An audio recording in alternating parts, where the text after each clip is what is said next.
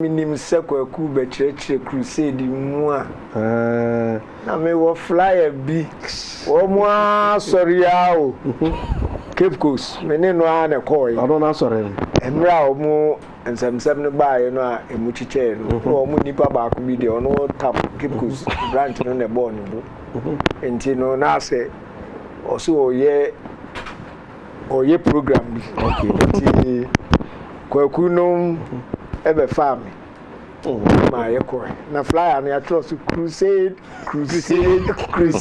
o me bia so bring tem dia ba ko ba o crusade no one miensa na for mu nyina program ya hyehyɛ kwaku die omo cheze ne man na nim se no ba be kan crusade asema ka ya me de bye me de atwani da yo na go bezam de man no go be so to very real ya de be na chi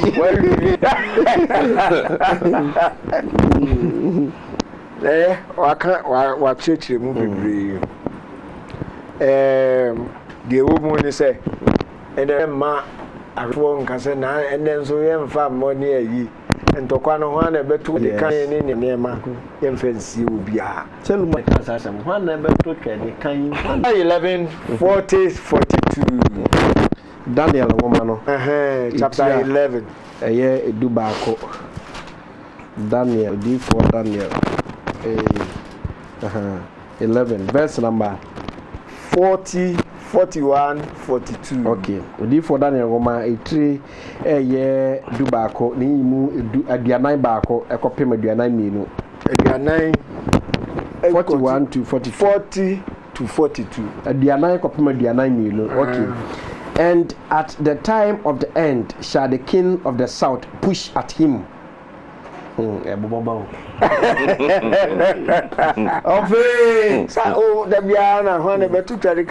king of the south. And you are king of the north. And you are king of the east. Yeah, you place in the Abubu.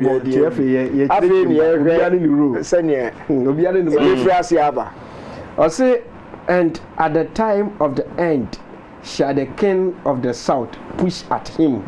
And Oma column saying, and the king of the north shall come against him like a whirlwind, with chariots and with horsemen and with many ships, and he shall enter into the countries, and he shall overflow and pass over. I don't hear 40, no.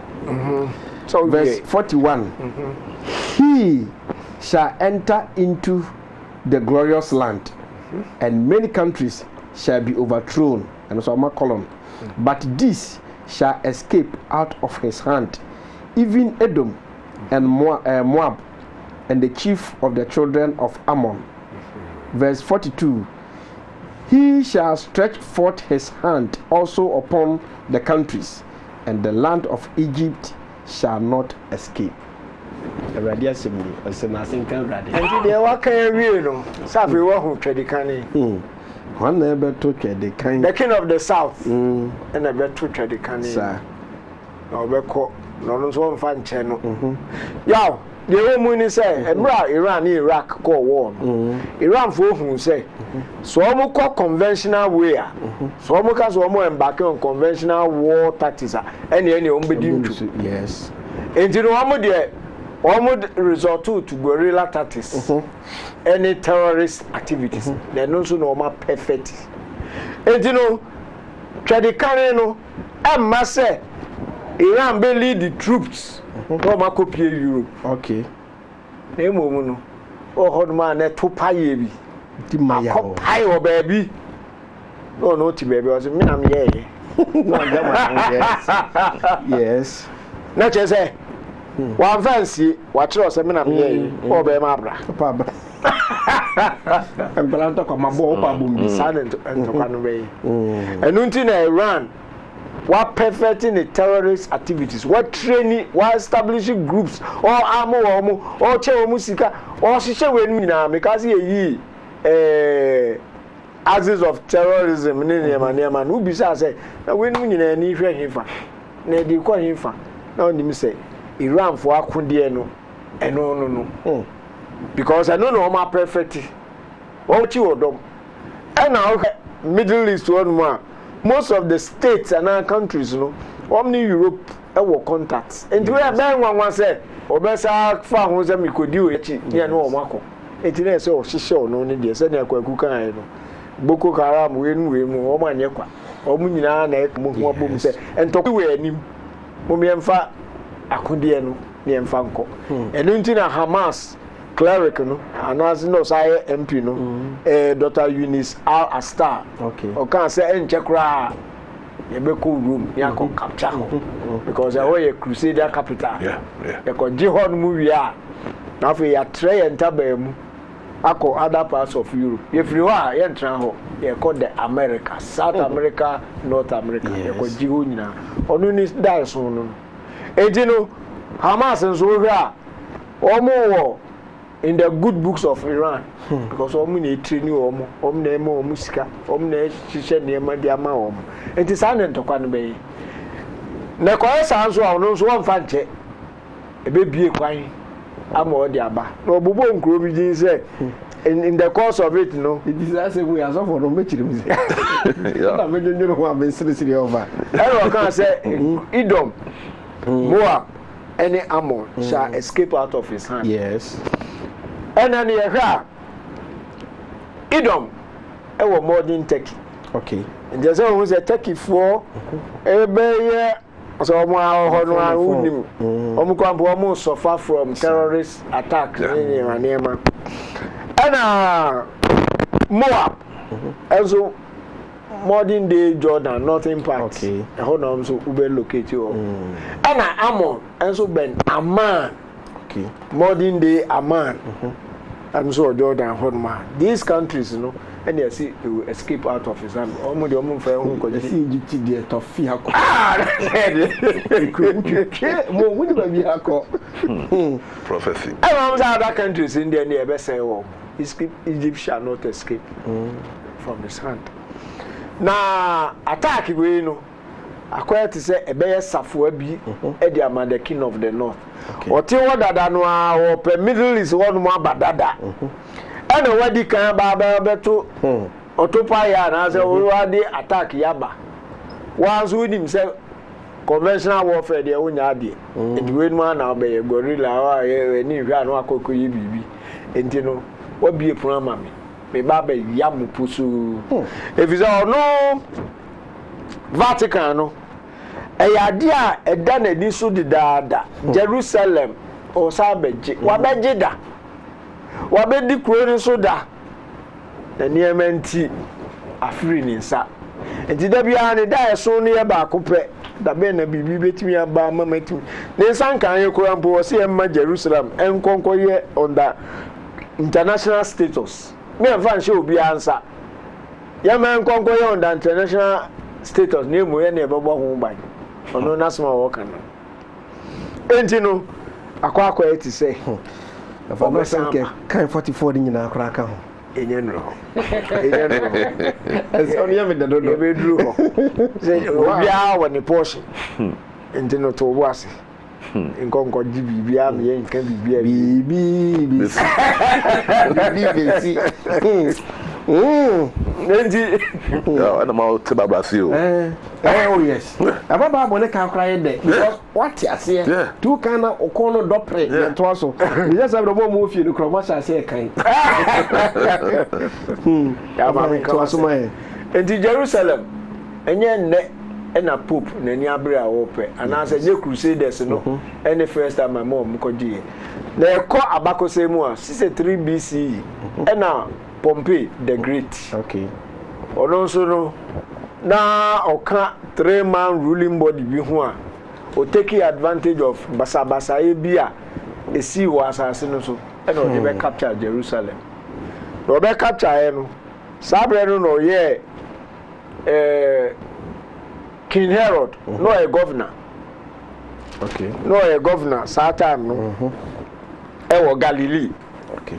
Enti eno achi no na Roman Senate almost abeka say ya no ya pagya ni mu amena ba be king or free governorship no nti afi omo be man Judea yɛde bɛhyɛ ne nsa so nti for 30 years not so okay nkan emra Mary ne Joseph wo mo ba no sabre na no ye ohene ɔtena hɔ no mama oyɛ na ɔba ba yɛ ohene for Judea no no ma Jerusalem nyani greatness kakra ɛde na ɔyɛ ono to Western Wall ono build a second temple enti no Western Wall no to ye no ebe ma nidi eba be kosro eche se niema oba be ye any temple second temple no oba be see ye di wall no be fa ho ne ayi but for the sake of you know Western Wall no say ne city say na tie ye woni video e be che mo de ye mama hu say kan Western Wall la enu ni na Western Wall no Western Wall no ni history ni say emra na ewo ho no ye ba modern day Israel mu no eho na Jewfo no wo mu na ese mfitiase no na ho na wo mu kɔ eye wo mu holy shrine na wo mu kɔ som ne niema na ekoba ase ye create the modern state of Israel and to is eba yenti no ekodi Jordan for nsem enti no mu nya kwan enko wo mu so shrine ekodi Jordan for nsem no na at the same time no the dome of the rock nkramofo de no na so e wo ho enti Jordan ne Arabs no woman na wo access to the place enti na Israel for Israelis no wo mu ija wo mu nya ba bi anko enti na wo mu so wo mu trim se be 67 na omo ko ekun bi ene omo kokko ji ya afi ekwan ni bi ya omo so nya akwan ko ye omo nya akwan ko ye no na afi do mpesa afi do omo sa ekenten so ho kra nti na anu basa ye be ba ho no eni ne ma nyina the fans fi ho nti enko hwe first dune because Herod nsa no adwuma Western Wall no ye no e na mpesa enko hwe ye kwa ko share eye Herod nsa no adwuma eye Western Wall no e de aba na me fa mo messages mi ensa bi entwam na afie enko hwembra was say hi please my name is Alfred from Kumasi Kwada so good work okay yeah that's we so say I have some book titled Babylon the Great Has Fallen. Okay, anka bibia answer so minim sa book no ye ayeden. The place was built by Solomon and was Solomon a Muslim by Nana Ajmandoma Hinkro or said that Jerusalem belongs to the Islams and one asimo obisa say Solomon is see no person who say modiana we also please I have what have you really young kind of I see number now so they here. I said Taliban has captured 80% of Afghanistan, spreading their territory. Taliban has captured 80%. Okay, no one was also see Subium Elvis became an by way cattle. I see good work done. Please, where do the white people get the long hair from? Say fast. That's a media. Right, you go first video of the day, Emra. A year the Western Wall. Yeah, sure, Abba. Jerusalem, also called the Kotel in Hebrew, has been a major Jewish sacred site for centuries.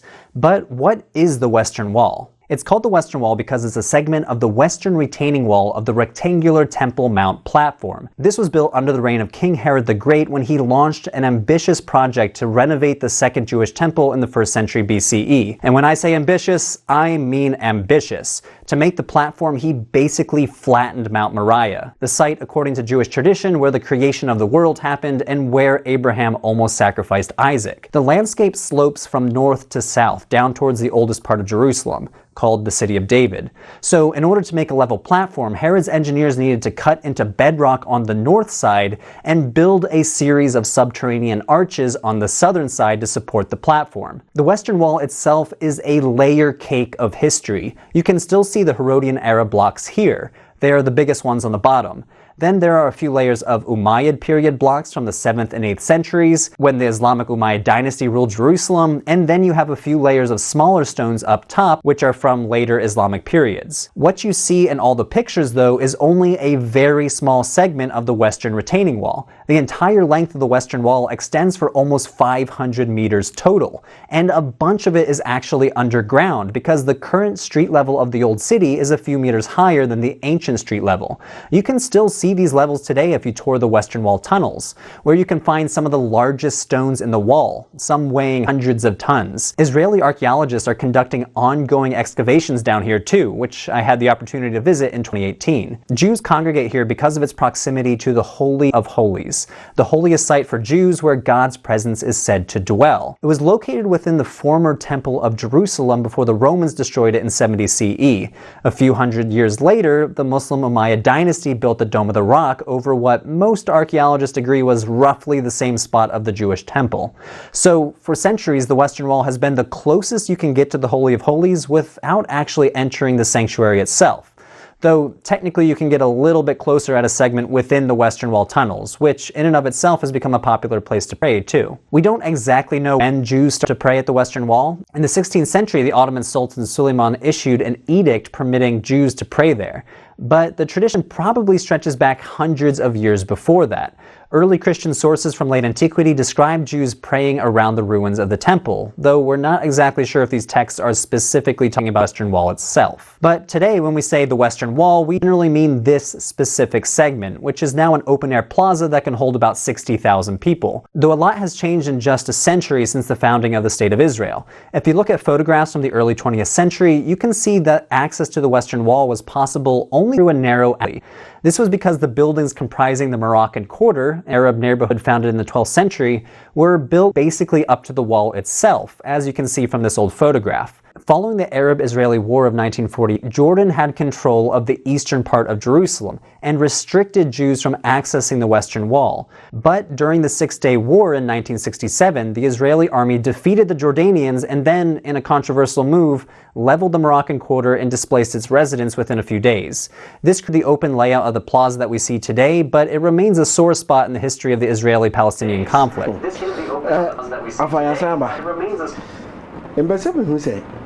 Not just say, bra, yeah, brand to Quanya, dear Queen, will be up, I say, or bang or body. Because by beer or Moses say, Hona, Oko bomb pire, and now cause on nobody couldn't get away with Druna soon terminal. I'm no more pray. Any idea I cry? You go up, I'm yes in Chelcra. You know, you're not Joe. It shared the judgment that is. Wow. About to assume me. Yeah, that Obi message me. Okay, says Solomon. Yes, sight hormone. Herod, see second temple. Solomon then an first temple. Okay. Oh yeah, you know, castle were dedicated to one. So that Jerusalem belonged to Islam. The place was bought by Solomon. Hebrews. Solomon Hebrew. Yes. David Iba. Solomon. Oh Hebrew. And we dedicated temple to a body. Inti anunti and we can say, ade awaye no mani aso. Inti efiri na ekono maso mekoma hana me ho betena honum afebo anunti ne ebo mpaya e face Jerusalem. Na ko ba say AD 70 ebeba ho. Na ho pa de ebeka sempa. Ema butubutu ba ya e free ho no. Ena nkramofo eba ya omusu be see second ombesi the Dome of the Rock. Okay. That's what he say. The same spot. Matter the same spot. Say as a wood you know with Tom Akuna theater. Na hon che hwan so be siesie wo de ho. Sa. Enti no ba ye no a we no bebubu ya omukoye AD 17 ye free hon no a ebubu temple. Na Herod mba ya ono ba be ye we amakramofo so be ye omudi. Enti the same spot no sacred to Hebrews. And I say, and then no, emphasis Jew for na about Jata or your current religions, no. And Christians, because almost also say, Omodia, a whole and Jerusalem, no, a whole and Jesus is so Navi, no, could be a honor nam and two course, the same Mount Morano, and Uncramophone to say, almost the Dome of the Rock, now.